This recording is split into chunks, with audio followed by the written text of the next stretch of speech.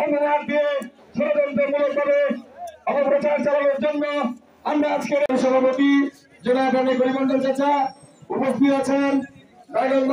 উপস্থিত আছেন বাংলাদেশ জাতীয় কমিউনিস্ট ছাত্র দলের নেতৃবৃন্দ।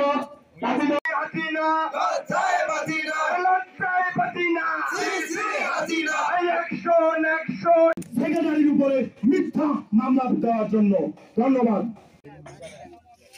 সম্মানিত উপস্থিতি, আপনারা হয়তো জানেন যে গতকাল যে বিক্ষোভ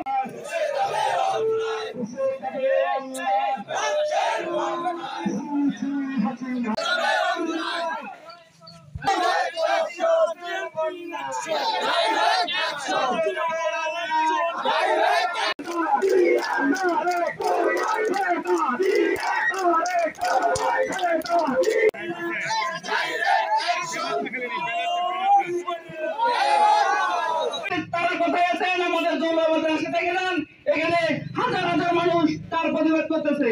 আমরা তাদেরকে বলতে চাই, আপনারা অনেক করেছেন, এই 17 বছর আমাদের উপরে নির্যাতন মামলা হামলা দিয়েছেন।